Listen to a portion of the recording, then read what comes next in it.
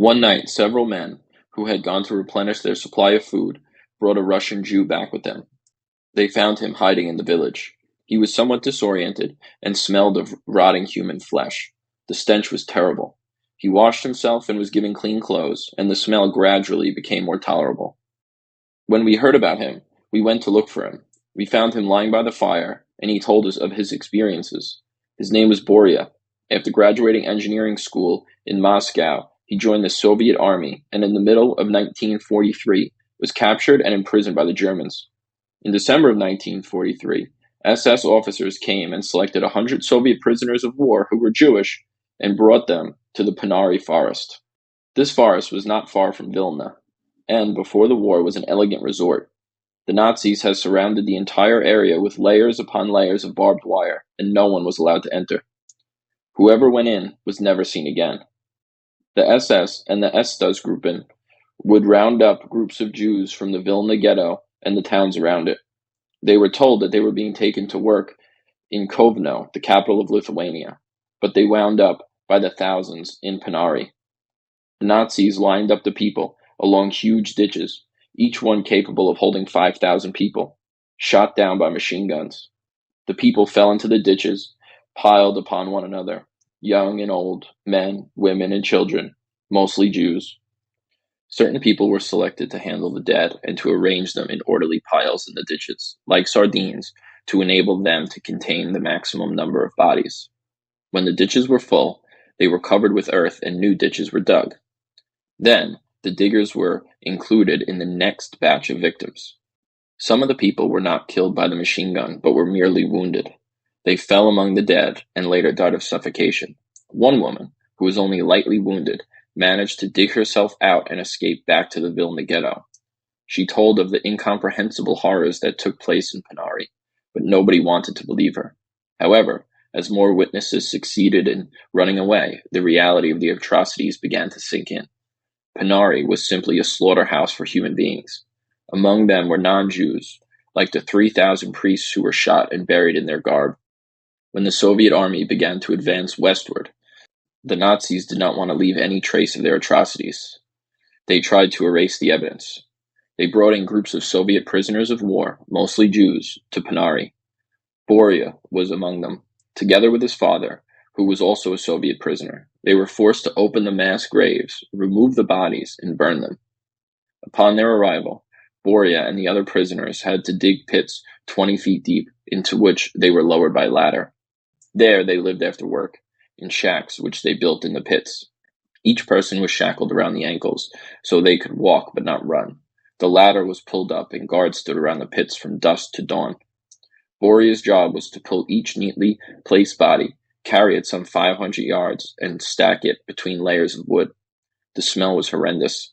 Some of the bodies disintegrated, and the limbs had to be gathered separately and put in a pile. SS guards supervised the work. A guard counted the figures, 3,500 per pile, stacked like a pyramid. Then the pyramid was doused with a flammable fluid and ignited. It took a week for each pyramid to burn out. A special machine was then used to grind the remains of the bones. And 1/3 of the ground mass was mixed with 2/3 of soil, and the mixture was used to refill the open ditches. The ground was then leveled out and planted with the natural vegetation of the terrain. After a couple months, it was indistinguishable from the rest of the surrounding area. The prisoners were guarded by a special unit of the SS, who beat them severely in order to spur them to work harder. To fulfill the norm of the 500 figures per day, when the prisoners were out of the pits, even during working hours, their legs were shackled, which made it difficult to move. At first, the stench of the rotting bodies was unbearable, but eventually the prisoners got used even to that. They felt themselves drawn down to the level of animals. The commander, a sadist, was heavily perfumed to be able to tolerate the smell, and always strutted around wearing white gloves. One day, while he was supervising the work, the body of a woman holding her 2 babies in her arms was removed. He was so charmed with the sight that he ordered the bodies laid aside and photographed for him. After work, he would gather the prisoners before him and ask them whether they were happy, and of course, everybody had to shout yes. He would then order them to sing a cheerful song. Once, he asked who wasn't feeling well. Several people raised their hands and were told that they would be taken to the hospital. The next day, they were found among the dead. He once asked who of the men had a higher education. 3 men raised their hands. He told them that this work was not appropriate for them, and he would find them better work. The following day, they too were found among the newly killed. Every day, more freshly killed bodies were brought in. These were not tossed into the pits, but were burned straight away. Some pits were filled with naked women and children, some with men, some mixed, some partially or completely dressed. Secrecy was of the utmost importance. Even the SS guards were not allowed to leave the area, and lived in nearby compounds. Boria's group of 100 prisoners dwindled down to below 80, and they knew that as soon as the job was done, they would all be killed. They looked for a way to escape. Boria and the other engineer came up with the idea of digging a tunnel from their pit. At night they dug, at first using their bare hands, and later some pieces of metal, which they stole and threw down into their pit. The beginning of the tunnel was level with the bottom of the pit, and then gradually slanted up. They worked all night, every night, in shifts. They pressed the scooped-out soil along the walls in the bottom of the pit, so that the Nazis, who never entered the pit, would be unable to detect anything from above. Twice the tunnel collapsed, so they stole some pieces of wood to reinforce the next one. They also stole a key to their shackles.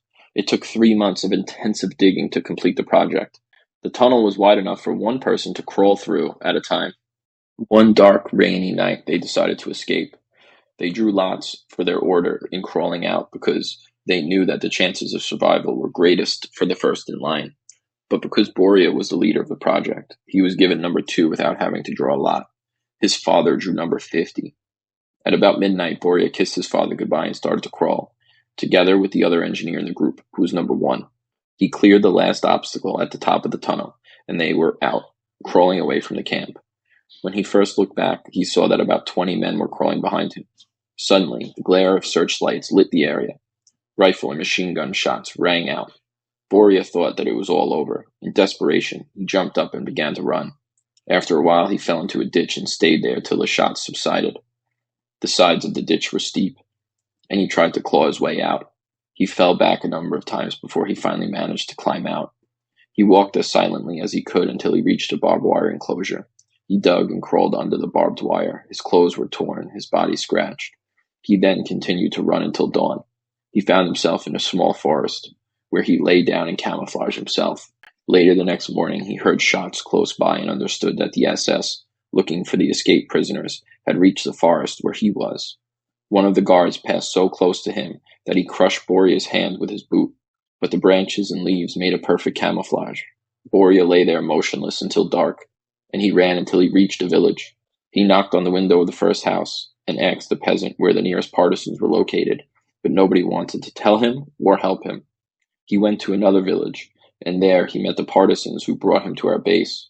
We later heard that only 8 of the prisoners had succeeded in the escape. The rest were captured and killed. Boria ended his story, saying that he didn't run away in order to stay alive. With his own hands, he burned about 50,000 bodies. He could not return to normal life. There is no one left in my family. I am staying alive just to be a living witness to the unbelievable atrocities done to human beings by the Nazis. The world must open their eyes to what the Nazis are. Boria stayed on with the partisans. He had attacks of flashbacks and would start screaming that everybody around him was dead, and he would try to run away. It was hard to calm him down. Gradually, these episodes became less frequent. His stench also became less noxious over the days, or perhaps the people around him simply got used to it. The last time I saw Boria was when a group of partisans was pulling out of their base. He was still too weak to walk, so they put him on a horse and strapped his slouched body carefully so that he would not fall off. Another partisan was leading the horse. I never heard of him again.